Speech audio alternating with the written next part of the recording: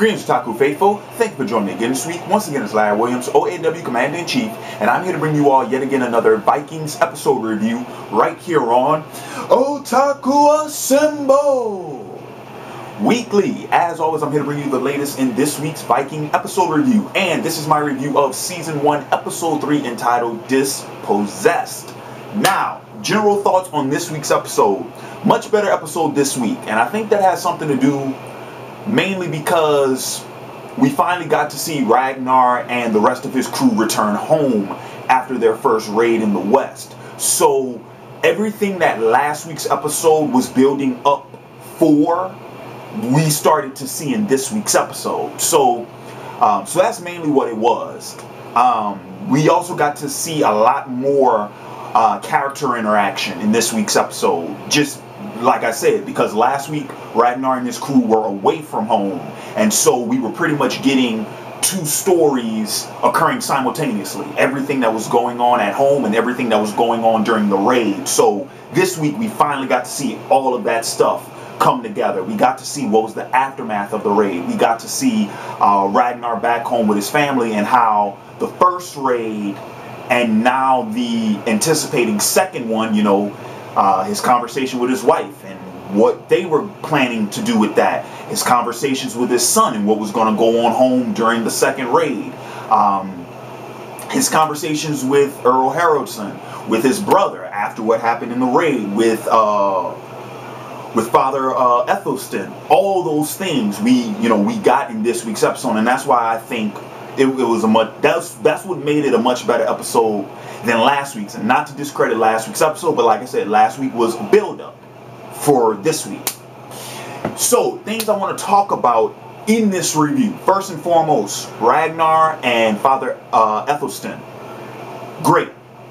I like what they're doing with that character relationship. I like what they're doing with that character dynamic between both characters. Their differences and their differences in philosophy, in psychology, their different outlooks on things, their different positions in society, and then taking all of those things into consideration and seeing where these characters meet on somewhat of an even playing field, I think is very interesting. And I like the way this relationship is developing between those two.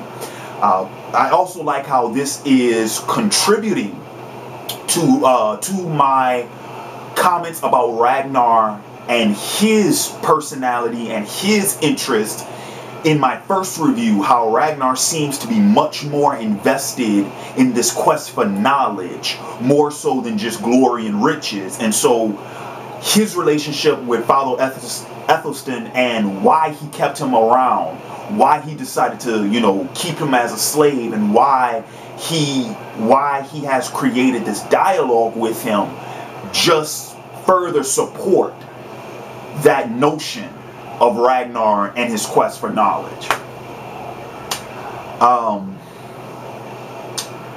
I would comment about Ragnar and Rollo in this week's episode, but I think that is going to come to a head next week. So I'll save my thoughts on their relationship next week. Ragnar and Earl Haroldson, same thing. We're just seeing how that relationship's developing, and how even though we were introduced to both those characters as being on opposite ends of the coin, every interaction between them is just further and further, putting them on opposite ends. I will say, though, I found it very interesting how Ragnar was able to convince him to actually co-sign on the second raid. Ragnar's very smart. He knows what he's doing, and I like how he was able to kind of appeal to Earl Haroldsen's interest in his proposal for the second raid. But remember, Earl Haroldson isn't just rolling over and letting Ragnar do whatever he wants. He has ulterior motives, and he knows what he wants out of it. They're playing a game of power right now. As would to be expected with this sort of situation, but it's very interesting seeing how they continue to play this game. I'm also not ignoring my comments about Haroldson's wife that I made in last week's review, because I think, if you all will recall from that review, how I said her position and the role she'll play in the series is going to be one of two things, and I think we're starting to lean more towards the latter. If you guys want to know what I'm talking about, go back and watch last week's review. But I think we're leaning more towards the latter, just based off of those two scenes we got of her this week. So, and I'm starting to suspect that we might see more of that, especially as more of the raids continue.